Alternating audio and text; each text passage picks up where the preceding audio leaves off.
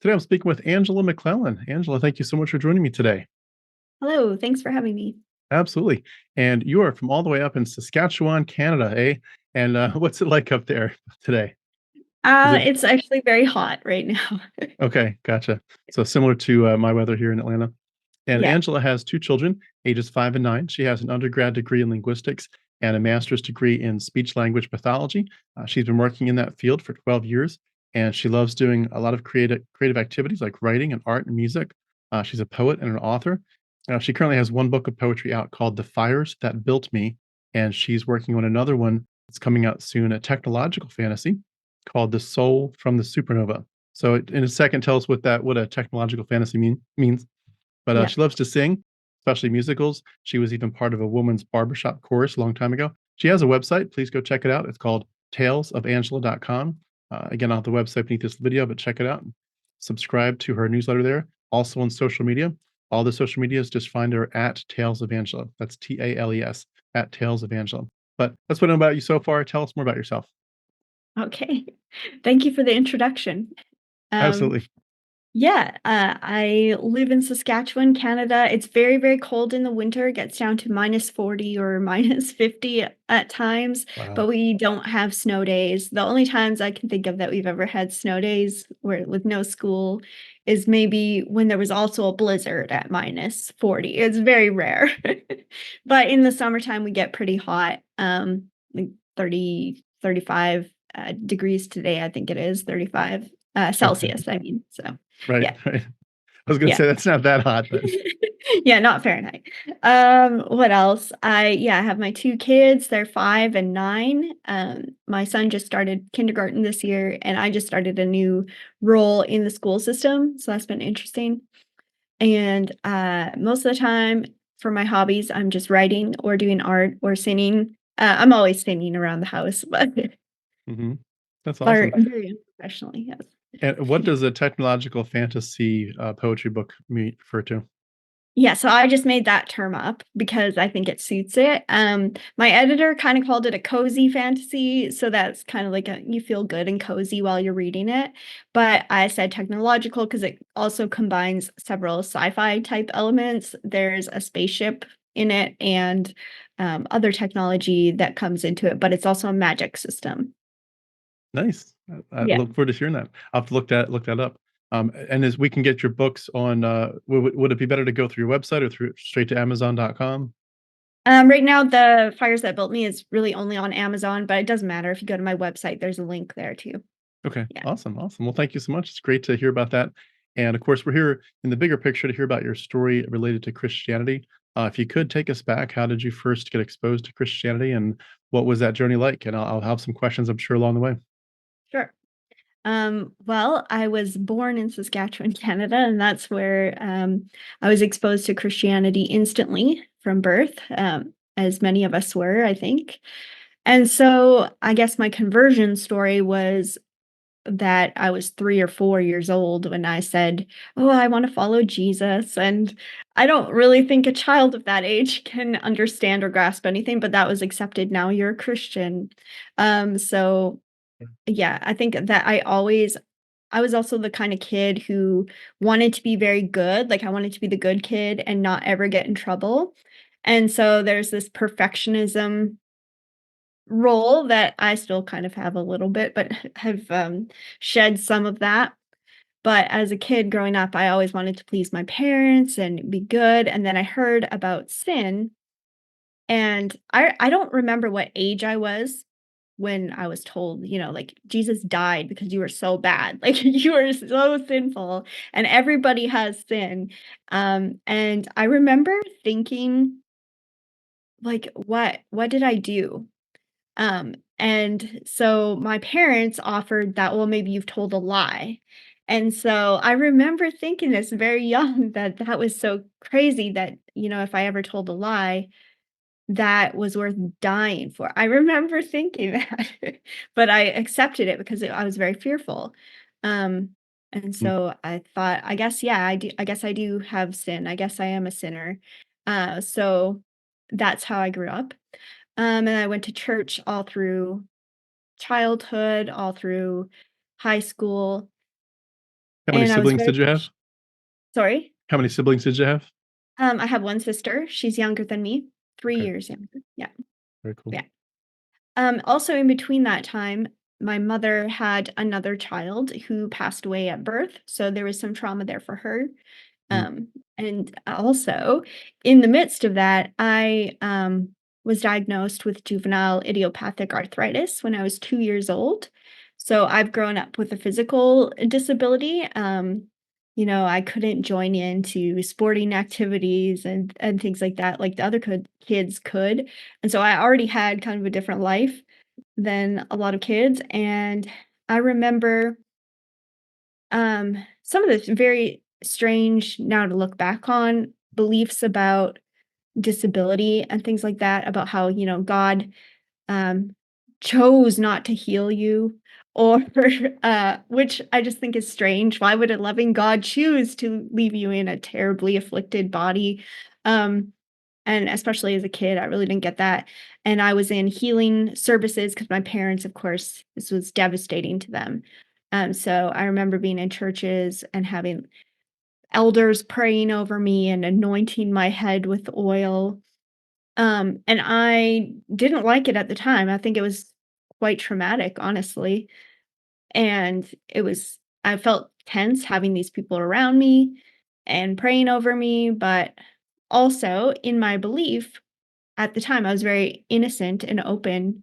So I just believed, well, God will heal me because, so many people are praying for me and he's powerful and miracles happen.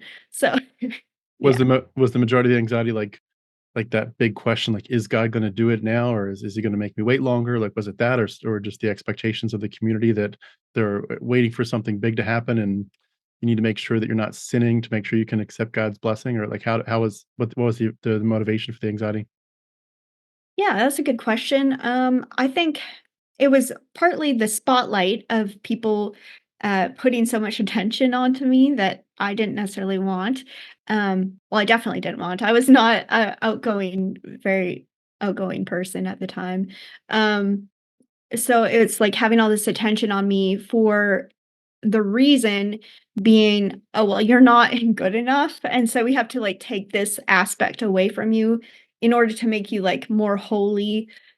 I definitely felt like I couldn't live up to, like, I could never be just a regular person in the same way that somebody who didn't have a disability could be, because you know, I have this difference. So like it's just kind of, I was almost like simultaneously written off, while it was also almost a show of, well, we're doing everything we can. We're praying for you, and so I had no value outside of that. I think there was a lot of just anxiety about the whole process and what was happening, and I was young too. So Yeah.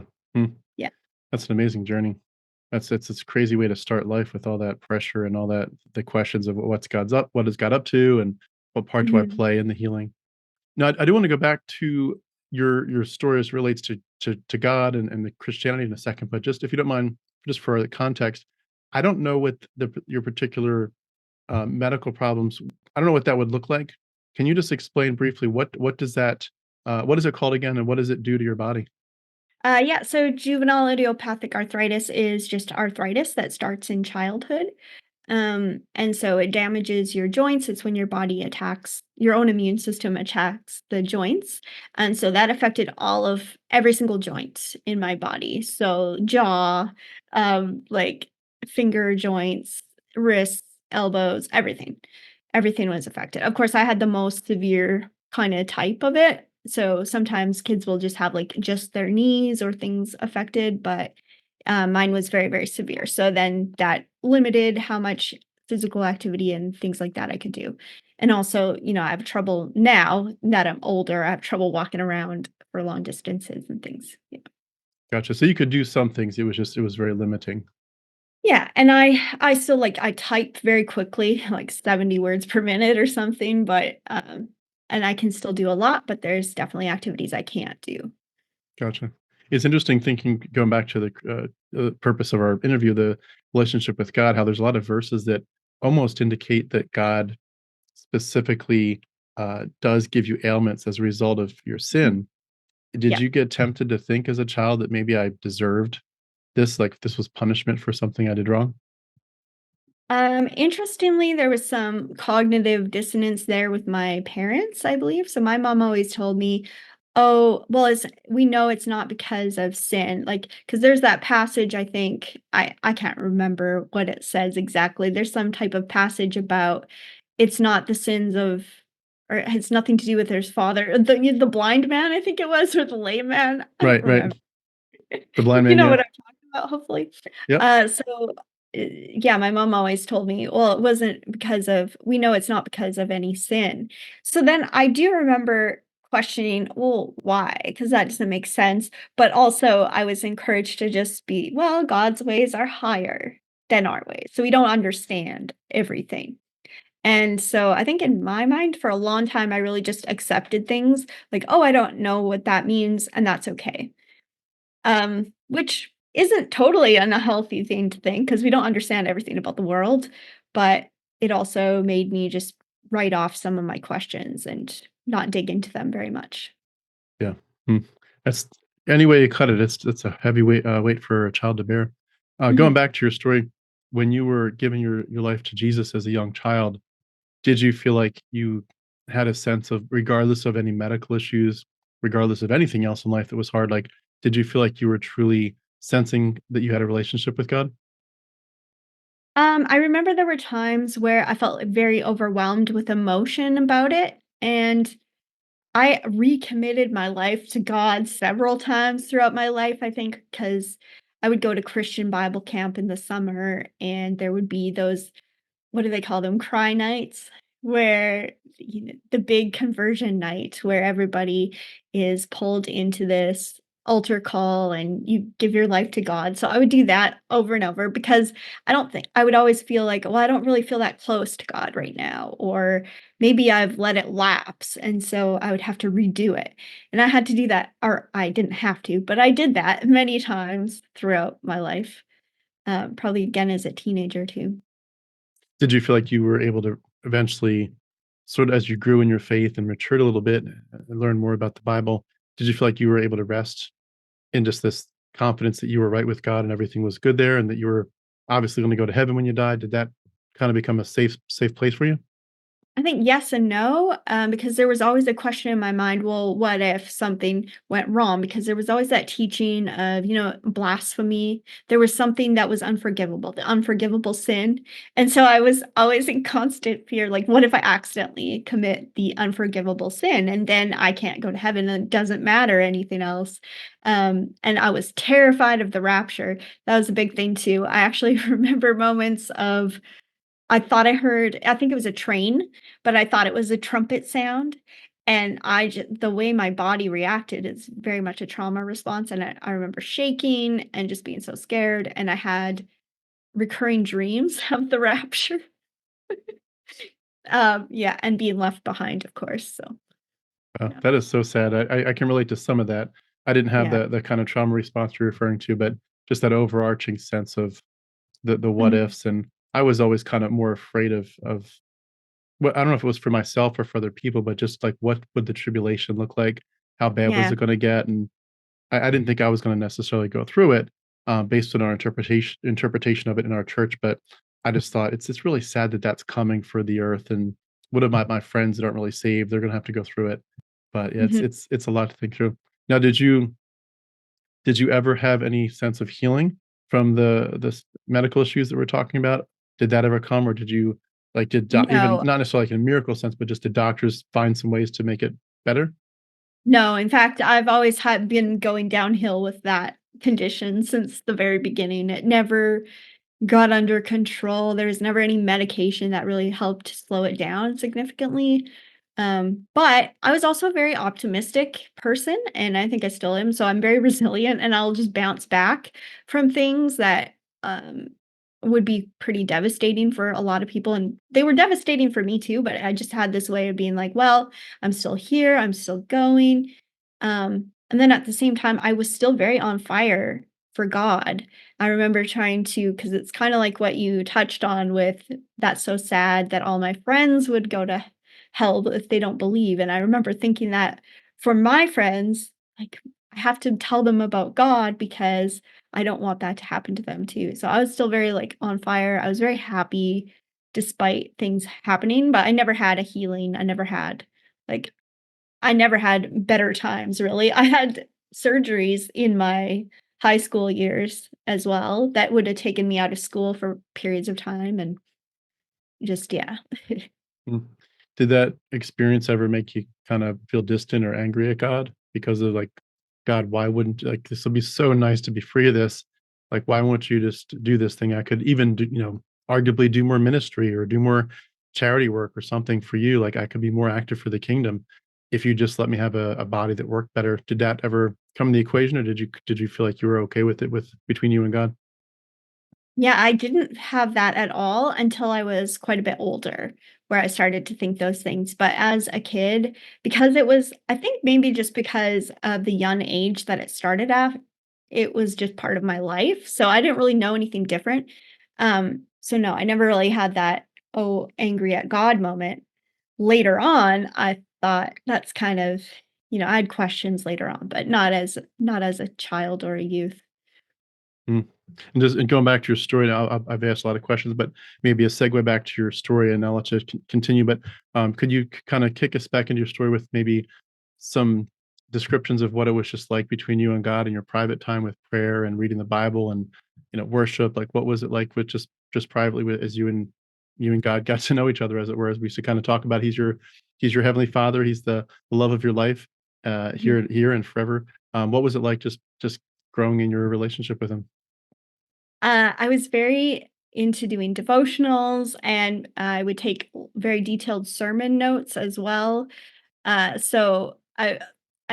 always felt like I had a lot of access to prayer time. I was very devoted. I was a very devoted Christian as a teenager, probably as a kid. I don't remember any time period where I wasn't like, I am a Christian, and I felt very on fire for God at all times. Did you feel like as you were growing older, just being exposed to the church sermons and different things you might hear or read about, classes, et cetera, did you feel like you were growing in your understanding of theology that, like the idea, especially of your salvation, like what did your salvation eventually mean to you? What did it mean that Jesus had died and risen again? Like, what was going on, as it were, in the courts of heaven when you placed your faith in God, and how did that theology deepen? I think there was a theme of being safe because, okay, no matter what pain or trials happen in this life, I'm good, right? Because I'm going to heaven, so it doesn't matter. This doesn't matter. But I do remember there was some conflict, internal conflict. I would never have spoken this out loud, but just thinking of questions and things. But I wasn't encouraged to ask those questions because that would show doubt or fear. And you weren't allowed to be, or I felt I wasn't allowed to be afraid of what could happen. You were just supposed to accept it and be of faith and reassurance. And if you didn't feel fully reassured, then maybe you weren't really a Christian. Like, do you really believe in God if you're feeling doubts? So I think like through the whole process, especially as I read through the whole Bible, I did that myself and I did my own study at the time. And I remember lots of questions about some of the stories, which were very violent. And I would write them off as, well, that was an old time, or, that's just how the culture was, or something like that. But I remember thinking, or having a hard time reconciling that violence with the loving God of the New Testament. And I also specifically remember there was a teaching about how, God is the same throughout the whole Bible. And I remember thinking very specifically, no, he's not. He's not the same at all. Like Jesus doesn't seem at all like the God of the Old Testament. And that was always a question in my mind. But again, I kind of just let it go. Well, I just don't understand everything, right? It seems like for a lot of us, that was such a big deal of just trying to give it over to God and let Him control the outcome, try to surrender, but also to do our best to be aligned as much as we could with His will. But and not Mhm. certainly not to fight Him, and not to be like, God, I'm gonna, make sure it's my way. Like, no, no, God, I wanna align myself with your will, whatever it means. And a lot of the songs helped us, I think, with the whole idea of like you give and take away, blessed be the name of the Lord. We'd seen those kind of things, and it's at times I think they brought some comfort, but there was still that like that edginess and anxiety in a lot of our hearts. I would suspect that we're just like, this doesn't add up, and it feels weird, and we want to surrender, but it also feels like we're supposed to be active in pursuing certain things, and we sense God opening up doors, and then they'd slam in our face. It's like, well, which way was it, God? Did you have a will for me, or did you not? It's weird. Mhm. In terms of your going back to your childhood, what was the whole idea of purity culture like, especially in your teenage years? Were there any rules that you remember that you had as a Mhm. church or a family? And how did you interpret purity culture and it maybe, connected just the whole idea of dating and courtship and gender roles? What was that like for you? Um, so I was very, committed to being very modest, and I know that that was a very important thing to me. So I definitely was made to, as many women are in this patriarchal society, made to believe that I was responsible for men's thoughts and men's emotions. And it was my mom. I remember she wouldn't allow me to buy certain clothes that were actually in fashion at the time when I was a teenager, and she would buy sizes that were probably several sizes too large for me, so I was always wearing these baggy t-shirts to cover myself, um, and just I remember being very concerned with modesty and, you shouldn't see any cleavage or anything on anyone, that's bad, and then I would judge very strongly at the time, 'cause those people weren't following the rules, right? Mm. Like Yeah. judging other Christians who weren't being Yeah. modest? Yeah. Yeah. Did you feel like you had a sense that if you were to do it God's way, not show too much skin and not Mm. be using your body to be flaunting or in any way bringing attention to yourself, but if you did it God's way, you saw the gender roles perhaps as part of His plan. Did you have a sense that you had a future for him bringing the right man in your life, a godly man, and a man that would lead your family in terms of being a home focused on the things of the Lord? Was that kind of part of your perspective, or like how did you see courtship and marriage at that point? Yeah, definitely, I just saw marriage as that is the next thing that you would do, and you should only be with the one person, and, um I also it's funny because looking back, I always remember thinking, "Well, I don't struggle with lust at all." But now I realize I'm also asexual, spectrum. So, that was why I didn't struggle with lust. But anyway, at the time, I just thought it was normal. Like, I didn't understand that there was a different way to feel or approach things. And so I remember thinking, well, yeah, the next thing is you just get married and then your husband will take care of you. And like that is the whole role. And you be good at the home stuff and they'll do the provider stuff and very traditional gender roles definitely was in my mind the whole time. Yeah. With the asexuality, if you don't mind my asking, is that just like as you hear other people tell their stories, just that it didn't feel like as it was as intense of a desire to be intimate with somebody? Like, was that what it was, or how does that play out for you? Yeah, for me it was like I still felt um yeah, I didn't feel sexual attraction towards people in the way that most people do. So I would still fall in love or I could still have relationships, but I didn't have that immediate like, wow, I want to, get into bed. That just wasn't there. And so I didn't know that that was different. And I remember also trying to copy friendships or friends who would have a crush on a celebrity or talk about boys at school. And so I just kind of copied that and I didn't know that there was a difference. So yeah, it just wasn't a big thing in my mind and therefore purity wasn't as much of a thought because I just thought, well, that's easy. You know, that's easy to be pure. So That's yeah, interesting.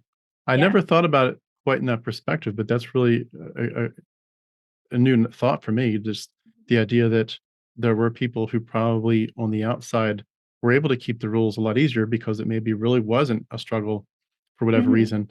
Or I'm sure there's variations on that theme of maybe some people just kind of train themselves well to just push it away. And, Yeah. you can arguably tell yourself that, I'm just not ever going to go to that realm in my mind. It's just too dangerous or it's for another part of my life.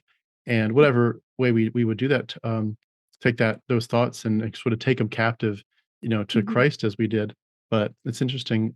I definitely Mhm. was on the other end of that spectrum where I was my hormones were going like crazy and I couldn't wait to enjoy it. But I Mhm. certainly did though feel like I had a strong ability to, for the most part, in terms of publicly and in many ways even privately, to kind of keep it well under control. But when you're in environments where there's so much peer pressure to truly be on fire for the Lord, to do Mhm. missions, to turn the world upside down for God's glory. It's like you get wrapped up in these other things so much that there just Yeah. doesn't end up being space for, "Oh, my hormones are raging." Like, who the hell cares? Serve Yeah. God and tell people the gospel. Like, people Yeah. are going to hell. Your hormones are Yeah. pretty irrelevant. And, I was on that spectrum of the theology and the application of it. But, so going back to your story, what was your relationship with your parents like, and how did that affect your perception of God's character? Mhm. I won't get into it too much because I feel like my parents were very emotionally immature, we'll say is the best phrase for it. And there still is to this day a lot of conflict with my mom because of that. My dad, I feel like we've come to kind of a peaceful place and he helps me with things and it's good. We don't have like a super deep relationship, but it's fine. We know what to expect from each other. With my mom, there's still a lot of manipulation and things like that. And that was there and present very much as I was growing up. I think some of it for her was fear based because of my disability. So she didn't want to lose me. And she had having lost a child before too. So there was a lot of fear there. But it created just not healthy environments. And I remember a lot of suffering for that, just emotionally. I had a lot of big emotions and I didn't know how to regulate them whatsoever. So that was always a struggle. And lots of heartfelt prayers, I'm sure, went up because I did still believe that God was, God is there. So even if nothing is working here, that's okay. God will comfort you and God will take care of you. So, Did that as you grew in your faith and in your time growing older, did you feel like he became a pretty safe place for you if the world was feeling unsafe in various ways? Did you feel like it's like, let the world crumble around me, but I can always go back to my home base, which is my Lord and Savior? Did it feel like a yeah, safe zone for you? it did. And um, yeah, it did because and I also remember thinking that sometimes the way that God was portrayed, even in church services, I didn't necessarily believe or agree with that. I had my own concept of God and I stuck with it. And that was the comforting thing. I think even now, I'm not a Christian anymore, but I still have a similar concept of just my own spiritual health, where it's just, it's my own thing. It's my own, um, and I think that God wasn't I found God to be different to what he was being taught, and I didn't have any problem believing that secretly, silently to myself, Yeah. as a teenager, so Mm. And so you mentioned, of course, that you did get married and have kids. What was the courtship process like for you? Who did you end up marrying, and just how did that part of life kick off? yeah, so this was the drama part of my life. Well, I guess the whole thing was, but, so I Mm. was in my master's degree in Edmonton, which is in Alberta, so I'm one province away from that now, and I was doing my master's degree there, and I went home for Christmas, and I went to my home church and met my now ex-husband, who was the son of the pastor at that church. So, there was a lot of, like, when I saw him, I just thought, "Oh, I think he likes me," and of course I was correct. And then we exchanged numbers, and then I didn't hear from him for a couple weeks because he was playing that game of, "Oh, you don't wanna text the person too quickly," or whatever. Anyway, at the time, I had no real concept of healthy relationships, so that was acceptable to me, and, yeah, so then he lived in Calgary, and I lived in Edmonton going to school, and he would come back and forth between the 2 cities on weekends and see me there. So that lasted, I wanna say, like, a year. We were in a pretty quick relationship, and then he proposed, and his proposal was very, very lazy. It was just on my balcony while he was smoking a cigarette, and, I accepted because that was to me, that was like, well, he's a pastor's son. It's fine. Like, he's obviously grown up in the faith, and this seems good. And he like works hard. So, that's fine. That's the next thing you do is get married. Um, so we did. And then we had my daughter in 2015. And it was a very difficult pregnancy for me. I had a lot of problems, like a lot of um, medical issues. I had to go to the emergency room several times. And I remember being on my own for a lot of it. At one point, my husband was out drinking, and he's not an alcoholic, but he was out on this occasion drinking, and I needed to go to the emergency room, and I asked him to come back, and he just like, "No, I'm not coming," whatever, he slurred something on the phone, and I took myself to the hospital. And even when our daughter was an infant, I had to take her alone. And so often I wasn't it was almost like it was just, the marriage was just there. He wasn't really in a relationship with me. He was just kind of there on paper. And, I did rely on God a lot through that, but this was a period of questioning, beginning a lot of questions for me. In terms of where was God and why was he letting this happen? Yeah. Would you say that was the first time that those questions really started to hit home in your life? I think it might be the first time that I allowed myself to ask the questions, because I always had the questions. I think I've alluded to that a little bit, but this was the first time that I let them sink in and maybe explore other answers that weren't necessarily Christian Right. answers. And how long was your marriage total? 9 years. Yeah. Okay. When our son was born in 2019, that was kind of the start of the unraveling. Really just when I was pregnant with him, that was the beginning of the end. So I was already thinking in 2018 when I fell pregnant with him, because it was completely unplanned and kind of not a good situation to begin with. I didn't want to be pregnant again because of all the issues I'd had the first time, and his was even worse. That pregnancy was even worse. So anyway, that's when I started to really unravel and ask a lot of questions and be like, "No, this isn't right. This doesn't make sense. No." And so everything collapsed at that point. And then it took me probably 3 years, or not 3 years. Was 2019, 2020. Yeah, 3 years. Mm. 2021 is when I left. When you say that this wasn't right and things weren't making sense, Mhm. besides just the fact that God obviously let you enter into a marriage that was gonna be very abusive and the disappointment and heartache that was there, what other things over the years before that, before you really asked those questions, what other things were starting to grow as cracks in the wall, in the dam of all these, unanswered questions that you were suddenly willing to look at more closely? Like, what else was making you question your faith?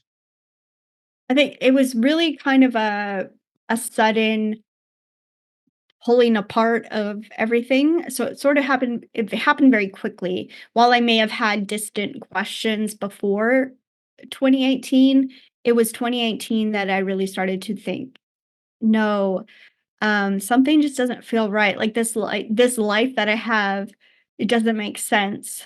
Um, and then when I started to ask questions of the elders, and to pursue help for this marriage that I was in, that's when I realized I was alone, and there was no, like, where was God? Right? But I didn't even have any people around me who were helpful. They were all on the side of this man. And also, in part, it's a little bit of a power structure thing, because of course his dad was the pastor, right? So everyone wanted to please the pastor. This man is very charismatic, my ex-husband's father. He's a very charismatic person, very outgoing. He's very charming. So everyone wants to kind of be in his good graces. So yeah, when I started to ask to go for help, that's when it really fell apart, because nobody was helping me. And I thought, that's not right. The God that I was taught would have been on my side. Like, he would have helped me. That's not right. Yeah. Were they trying to, like, cover up the issues, or were they just saying you were seeing it wrong? Like, how did they what was the extent of their, counsel? They really did not see my side of it at all, and I was just told I was being dramatic, essentially. At one point, when my ex-father-in-law became involved, he came to our house and sat down at the table, and I was told my husband also had some pornography addiction going on in the background that I had discovered. And at this point, a purity culture does come into play there because I was very against that. I thought, how dare he? And it wasn't even the question. I didn't feel jealous. I felt betrayed because he was lying and hiding it. That's what I remember feeling. And anyway, my ex father-in-law sat down at our table and basically said it was my fault that he was doing that because I didn't make him feel safe. And that's why he was allowed to lie about it. And that's totally fine. And then he used a scripture. Um, it's a really popular one that why can't I think of it right now? That one about love in Corinthians or something like that. Love And love suffers long or covers all sins or something. something like that. Yeah, it was that passage, and he how did this go? So he was going on about how, I had to hope for him to change and things like that, and it was my fault, and of course the line was acceptable because I was scary. You wouldn't wanna cross me. So, he got to that verse, and I said, "I don't hope for my husband to change," because at that point I had wakened up and I was like, "This is abuse, and I'm not responsible for him changing. I'm not gonna sit around waiting for this guy to not do that anymore." And so I said, "I don't hope for him to change." And he got in my face and said, "Jesus says you have to. You have to." And that was it. That was like a light bulb moment. I remember walking out of the room. So Wow. Sounds like an awful lot of manipulation and covering up things, but yeah, that's heartbreaking. And yeah, I think in some ways the if there is a good thing that could be taken from that, in a sense, it's like, well, it did help you to realize that this group does not have the answers you thought they did, but it's yeah, still horrifying that you had to go through it to come to that conclusion. I went yeah. through some different but relatable experiences with the church, and it was very, very strange. It wasn't charismatic, but it was a church where I had grown up. They had basically raised me, as it were, from a young, preteen all the way up through adulthood. I'd done a pastoral internship there, did everything. I taught their kids and, was teaching little kids at first and teaching youth group, even teaching adults as a young adult myself. And it was just like I was so wrapped up in it for decades. And there was Mhm. some issues that came up, and eventually they like literally nobody in the church would talk to me. And it was just like Yeah, it makes you wonder, like, is this this is what I've been in this whole time? Like yeah, I didn't realize, but now you've kind of shown me your true colors. It's yeah, like this hurts, but I'd rather know who you really are, even though this yeah, is a shitty situation. I'd rather know your what your cards really are behind the scenes, so that I can make more informed decisions going forward about whether or not you're really my people. And unfortunately, I think those situations do they grieve us, of course, at first, and they just wound us exponentially. But then they make us, as we reflect on it and think, what's the path forward? We think one of the biggest, clearest paths forward is you're not my people anymore. I have to find a new community, whether it's another Christian group or otherwise. But it's like you do end up. I think they kind of think you're gonna you're gonna step away from them, and it's all gonna go to hell, and you're gonna be like, your life's mhm, gonna fall apart, and you'll come back to them like, oh please, I want to have a good life again. I want to be close to God, so please come. And it's like that's not what's gonna happen. We're gonna walk away from you and realize you were toxic and end of story. So yeah. anyway, what happened next? That's exactly what happened is I realized, wow, that is toxic, and the whole system is toxic. And I really it was terrifying because I had no resources on my own. I had no support. Like my parents were very against this, and my mother did some things that I would rather not talk about anymore at that point, which were I still consider them to be quite a betrayal. Um, of trust and love, and she yeah. So it was it was a disaster. I had no support, I had no help. I really was alone, and I had to escape the situation, but also at the same time I lost every community that I had because all my friends were in the church. Everyone I trusted and loved was in the church. And they turned out and everyone in his family who I thought cared about, nope, they were all gone. It was wiped out.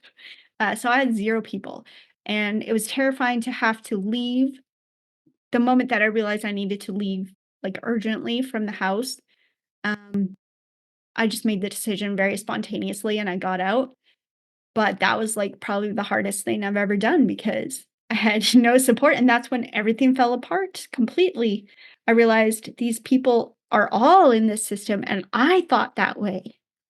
I thought that, and I didn't realize the toxic rot underneath everything. I didn't notice, and now it's so obvious, and I want nothing to do with that, and so, yeah, I started my journey on my own, 2021, so What was the crossover between or the contrast between the questions that could come in some people's minds of saying, "I'm just in the wrong church, but mm, the Bible's still solid as ever, the gospel's still solid," versus this has some crossover implications to not just which church I'm in, but my actual worldview.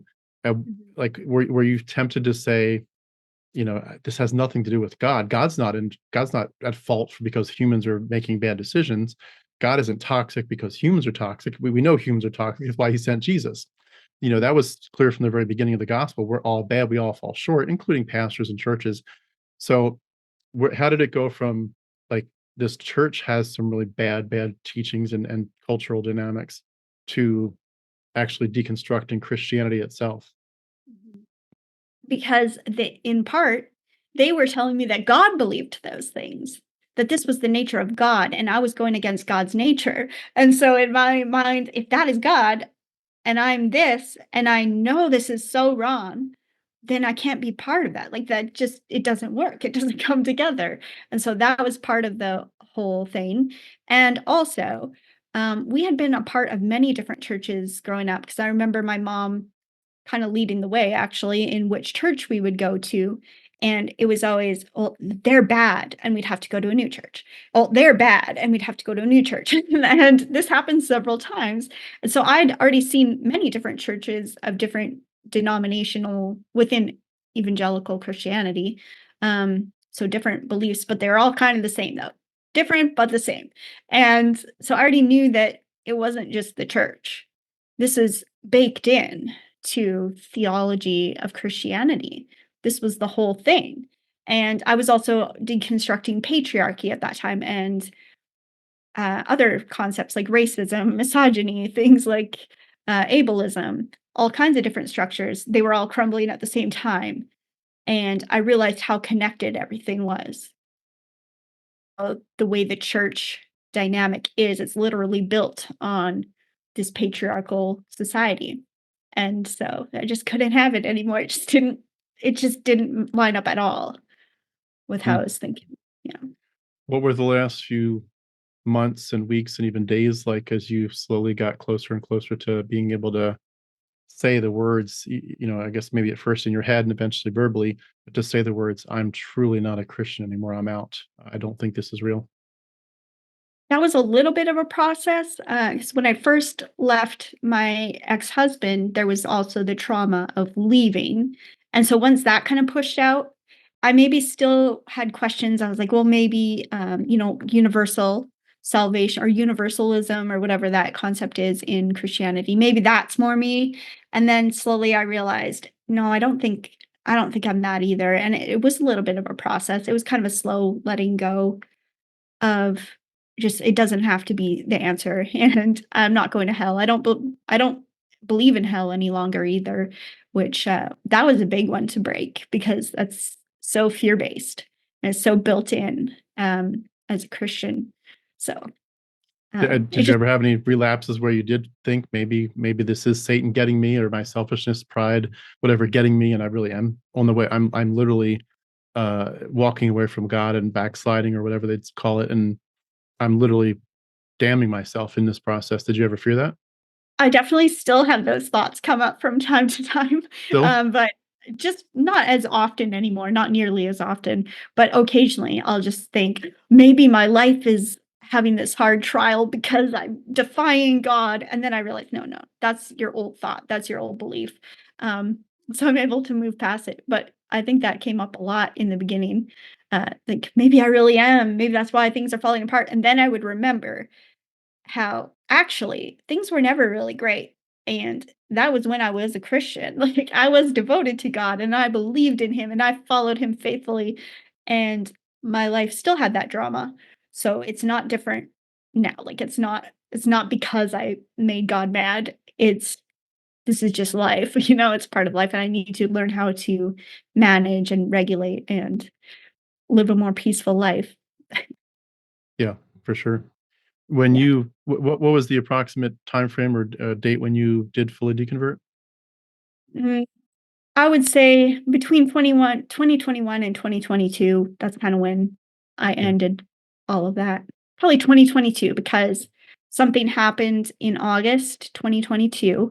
I was at a wedding of a former church friend, and my ex-father-in-law somewhat accosted me in the church basement in front of witnesses, like, not physically attacking, but it was very scary, and he was trying to be intimidating, and I left the wedding. So that was kinda like, that's it. That August 2022 is when it really finally ended. Hmm, that's awful. Yeah, Did yeah. you feel like in the last, couple months or years before that, final straw, did you feel like you had some people to talk to about it, or did you feel like you were going through this completely alone in I terms of didn't deconstructing really Christianity? Yeah, I didn't really have anyone to talk to in my real life, in my physical life, but I found some friendships through groups online, because I was on TikTok, and so I wound up on deconversion TikTok, and I listened to a lot of those people talking about uh, different things, and, what really got me was actually the more intellectual side of things, where I was able to use logic and understand the real history behind things. That helped me a lot. Now I don't need that at all anymore. It's just not a thing that I need, but at the time it was very helpful. And then I met my friend Mindy Mack, who I think you also interviewed her, Yeah, she's and awesome. yeah, we've become really good friends, and she was somebody to talk to. She had a group as well for people who were ex-evangelicals, so that was very significant in healing. Yeah. Mm, and I'll put the link for that interview beneath this video if anybody wants to go check it out, and, thanks so much to Mindy for what she's done and what she's did for the community. Um, in terms of at that point though, once you were at the final stages, one question that comes up to me a lot because it's very near to my heart in terms of what happened to me, but also I hear it in other people. How did you deal with just the knowledge that so many of us have that we don't just know intellectually or academically that God is there. We don't just Mhm. know academically that the Bible's from him. We have sensed his presence. We have felt him answering prayers. We have felt him saying, "Peace, my child, be still." We have sensed him, calming our hearts and drying our tears, saying, "I have a future and a plan for you." We have sensed his presence almost as if it's palpable, as if it's in the room. He's here with me. And Yeah. it's not even like you're thinking through it. It's not your belief, it's your worldview. You just know that you know that you know that you know that he's with you. And so Mhm. to fully deconvert, at some point you have to deal with the question of like, "Oh my god, like, I'm talking to the wall. I'm talking Yeah. to the drywall. I'm talking to myself or to nobody. I'm talking to a phantom." And it's like you almost, like, have to have that final conversation as if it were a funeral. Be like, "God, I've been talking to you all this time, and this is our last conversation because 'cause I'm not talking to you. I've been talking to myself this whole time. So Yeah. now that I know, now that the cat's out of the bag, Mhm. this conversation is fully over because it's not a conversation, it's a monologue. And Yeah. I'm done doing this to myself. I'm done playing this game. And then you feel so alone in a sense of the universe, like, holy smokes. I've felt his presence and I felt so unalone this whole time, but I've actually been more alone than I ever realized. I am Mhm. alone in this journey. And Yeah. though I walk through the valley of the shadow of death, I will not fear because the Lord is with me. Like, hell no, he's not with me. He's never been there. And the footprints in the sand, there's never been two footprints. It's always been just one set, and it's just been me. How did you deal with that final conversation of getting past the reality that you knew God was there, and then suddenly you're like, actually, I've been wrong. He's not there. Yeah. It's interesting because as you were talking, I had the same thought. I just think that voice, that feeling of peace, that was all me. And to me, that isn't scary. To me, that is like I was with me. I've been with me the whole time. and it was always me. And I don't have to rely on something outside of myself to bring that peace because it was always just me. And so to me, that was a comforting thought. It wasn't, I have felt alone, but I feel more alone physically because I'm a single mom with two kids and lots of challenges in my physical life. So sometimes I wish for like minded people by my side, but spiritually, I don't think I really ever felt that same sense of aloneness. And as well, my belief may have gone a different way, whereas I feel like kind of connected to the environment, like trees. I'll go out and hug a tree, and that makes me feel better. I don't think the tree is a god, but I do like I feel a connection to energy around me and things living life around me.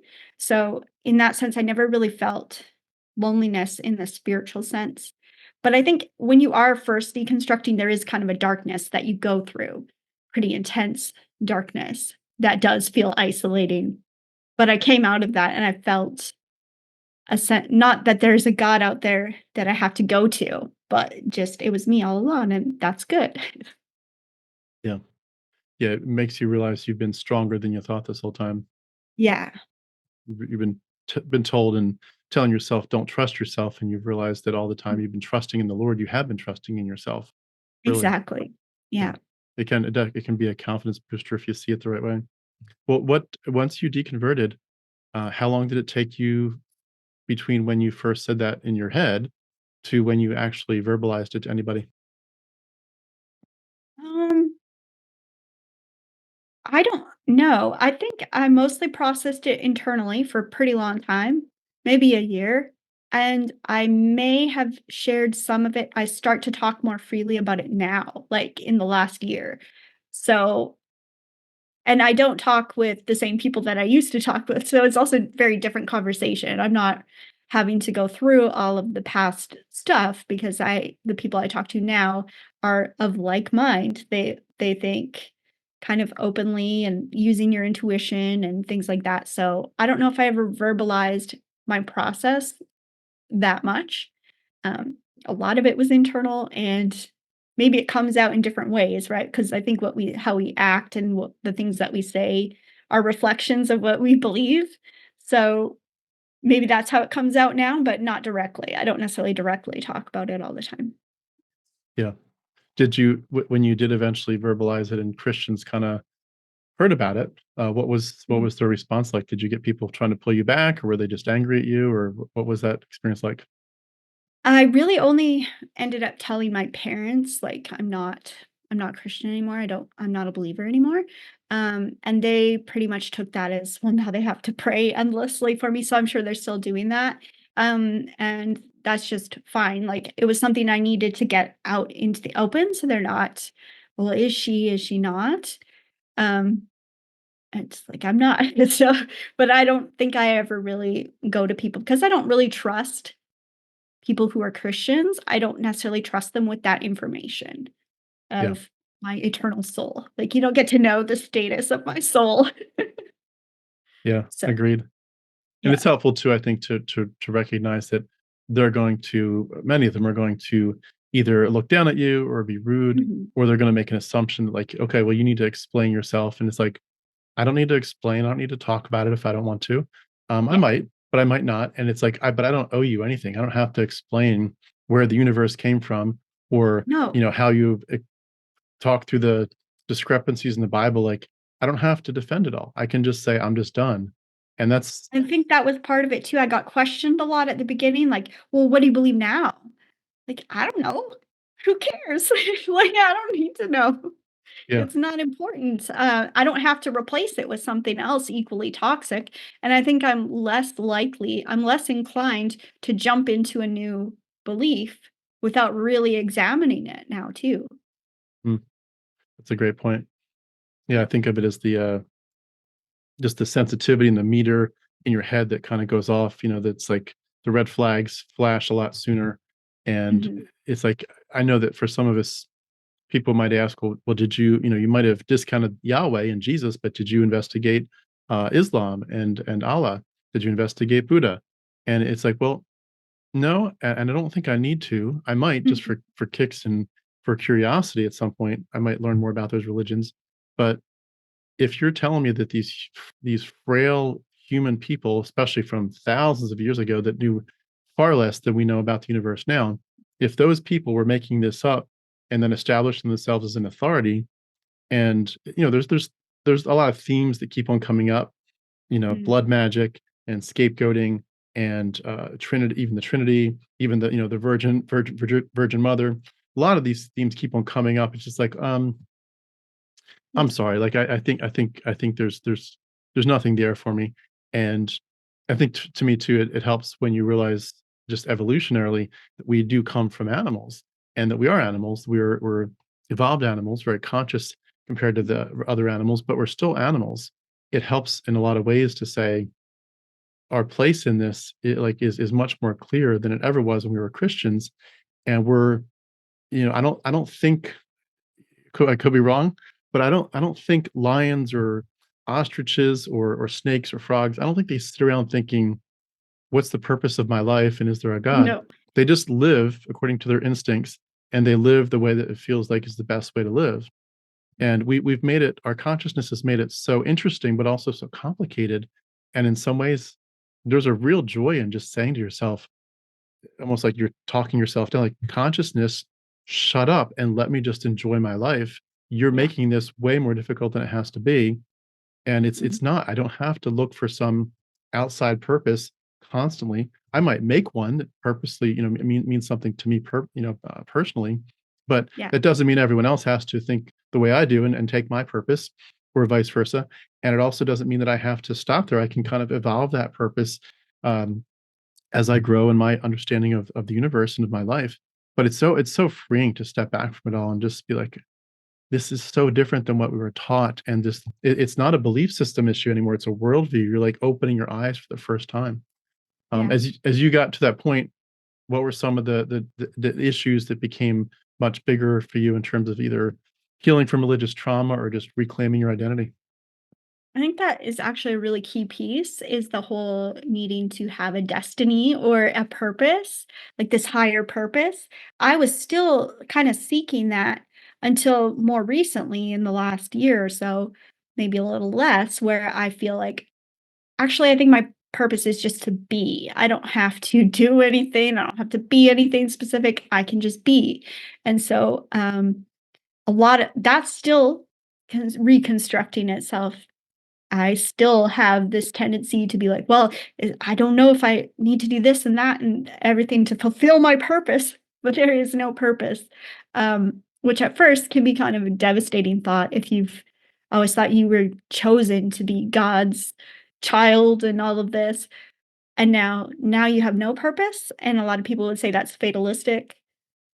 But to me, that's so freeing. I don't I don't have to be anything. I can just be what I am and in the moment. So that's an ongoing process, I would say. Yeah, agreed 100%. And as you look back at what you went through, both in terms of the church experiences, but also the theology and the worldview of Christianity, what were some of the traumas that you had to heal from in terms of messaging that was, you know, woven into the from the Bible verses you memorized and the sermons you heard? What were some of those things that you had to unpack and undo? Just that idea of you're not good enough, that perfectionism, that was so deep and it really still is. I still criticize myself pretty heavily. And that I think all comes from this sin doctrine. Um, or a lot of it comes from that. And so that is still a really difficult thing. I think it caused a lot of trauma and harm because I was never able to just exist or to make a tiny mistake. A tiny mistake reflected moral failings and like a failing within your soul. And so everything was important. Everything was dramatic. And so I still that was a lot of trauma like through my whole life, I would say, is needing to be perfect. And now just now realizing there is no perfect and you can make a tiny mistake and that's fine. You are not going to hell for that. And also you wouldn't judge somebody else for doing that. So we don't need to be judgmental about every single little thing. So that was a big one. And I'm sure there's lots to do with that patriarchy things, roles of women, roles of men. that still kind of gets me upset or agitated to even talk about it. Um, I can't think of a lot right now, but I know there's lots. There's a ton of trauma stuff with Mm. spirituality and religion. Compared to where you were when when you finally did escape in 2022, how do you feel like you're doing? You feel like you're at a better spot, a more grounded spot at this point? Much more grounded. I used to be very pulled around by the circumstances of life. So, if a lot of things went wrong, I would crash and burn. I would be totally devastated. And I would be like, oh no, I'm at the end again. And I just really had no tools to cope. So now that I do, it's a lot more stable and a lot more peaceful to be. And I'm able to actually do a lot of the things that I always wanted to do. Like now the writing, I'm able to write books and put things together because I'm not sabotaging myself and I'm not in this place of being pulled around by every single circumstance. So, like, this doesn't devastate me because something went wrong at work and my kid needed something and they went wrong at the same time and now I can't cope. So, I have a lot more stress free days than I used to and a lot more tools to get back to a grounded space. Mhm. That's awesome. Yeah. If you were to be in a conversation with somebody who is at the harder parts of your kind of journey, where they're for whatever reason, whether it's church issues, church memories that are really bad, abuses from people in power, or even if they've got nothing like that, if they'd say, "No, my church experience was great, but I'm in a class about comparative mythology and learning about the Epic of Gilgamesh, learning about all these other stories," and it's like, holy smokes! Like I see that the Bible probably copied from a bunch of other sources, and Hmm.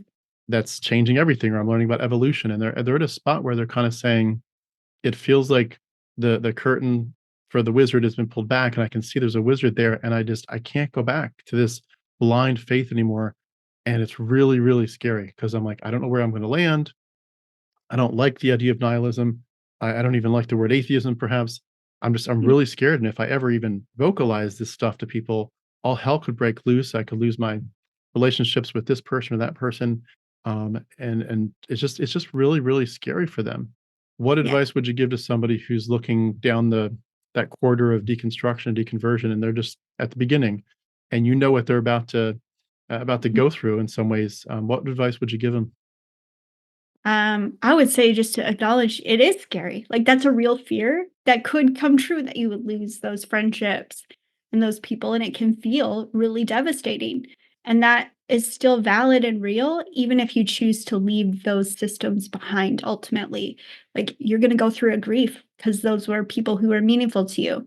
Those were structures and communities that were important to you and they kept you going. It made you feel like you had a reason and now you don't have that anymore, and it's a huge thing to shift and to just be gracious with yourself because you do come to a new place, you will come to a new understanding. I also wouldn't even advise anything like what I believe, like you're gonna come to the same beliefs as me, because I don't think everyone will. I think people come to different conclusions that make sense in their own life, and that's fine. So I wouldn't even direct anyone to anything in particular, just to, find strategies to eh, be easy on your emotions and to heal that deeply instead of, pushing it aside or being like, "Oh, I can't leave because then I'll lose everything."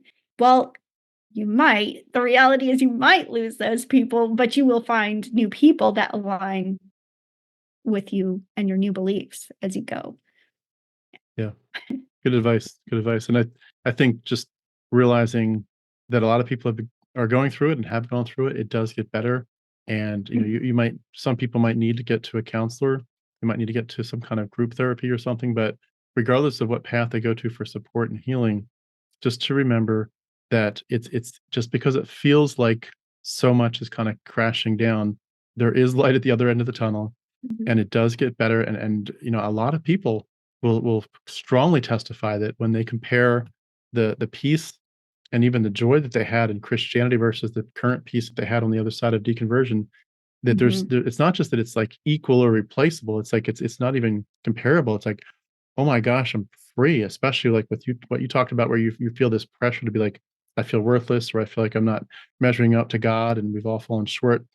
And suddenly you realize all these judgmental constructs that were in our head with this worldview, they've never been real, but now like we really can just get rid of them. And there's so much peace knowing you don't have to, you didn't ever have to fear hell. You don't ever have to fear God looking in your head and judging you. And your purpose is not defined by this ancient book. And so many people at the end when they heal, like, wow, I feel so much like I feel like I'm kind of starting my life over. Like this is how it should have been. Was that when I was a kid? I was Yeah. deprived of my autonomy, deprived of information. Now I've got a lot of autonomy back. I'm trying to get all of it back. I've got a lot more information now. This is how it should have been, but I'm kind of starting over. But wow, look at this reset button has given me so much peace, not because I'm trying to sin, not because I'm trying to, to screw God and fight his authority, but because none of that's real, it's mythology. Now I'm starting over and it's like, wow, there's a beautiful horizon out there and there's a lot of options for what I do with it. And when you get past the waves of pain, it's like and you take those deep breaths, metaphorically speaking, it's like wow, there's a life out here, and it actually is getting pretty beautiful, and eventually it can get really beautiful as you surround yourself with loving people that wanna help you through it, you know? Yeah. I remember that verse, and I this was early on, the peace that passes all understanding, Yeah, and I think about that often, how that was supposed to be God, but I never felt that within Christianity. I didn't feel that until now, until after I left it behind. That now I have the peace that surpasses all understanding because it's just totally different. It's a totally different world, like you said. yeah. Mm. Yeah. Awesome stuff. Well, in terms of wrapping up, I do wanna ask if you could think of anything you wanna tell us in a second to kind of give us any final parting shots, but also, just to remind people, before I invite you to do that, that Angela's website is, again, talesofangela.com. I'm gonna have the link beneath this video. Please do go check it out, and so that you can join her free newsletter and keep up with what she's doing. I also just wanna say thank you for the example that you've given, which I relate to a lot, and I appreciate seeing it in other people, the idea that once you deconvert, there is a lot of stuff that just comes out of your heart. The Bible talks about out of the overflow of the heart, the mouth speaks, and it's a truism. But now we're doing it from the deconversion standpoint. But it's like when you realize what you've been through, these battles that you couldn't even see, but they were actually quite real and quite oppressive, and you realize the autonomy that you've been struggling to pull back and regain for the first time, you realize there's a lot of stuff to talk about and work through, and that you're more creative, and that for a lot of us, the poetry, whether it's actual poetry or just a poetic mindset, like you just start to feel like you've got so much to share and so much to relate with other people in terms of the pain and the joy of starting over. And I get the sense that you have a lot of creativity that's just bubbling up that you probably, like me, you can't write it down fast enough some days, and Yeah. it's a good problem to have. But Mhm. it ends up making life very beautiful, and you end up looking at yourself not in an arrogant sense, but saying sort of in the self-talk sense, like, "I'm proud of you. You could have Yeah. kinda curled up and died. You could have sort of gone quietly into the dark night, and you became stronger and a fighter, stronger than ever, and you became braver." And that was there were some conversations where you really had to stand up for yourself, and Yeah. you had to talk down the fears of what about hell or the demons or whatever, or your pastor's, judgmentalism or whatever it is. You had to stand up to a lot of hard stuff and you did it. And like, wow, look how far you've come. This is amazing. Like, you kind of applaud yourself. Again, not in an arrogant sense, but just like I'm proud of my choices. And I get the sense that you have so much bubbling up in your heart and mind that you just and the ability to turn it outward and say, I want to use this to help other people on their Yeah. journey. It's awesome. I really want to commend you for it. Thank you so much.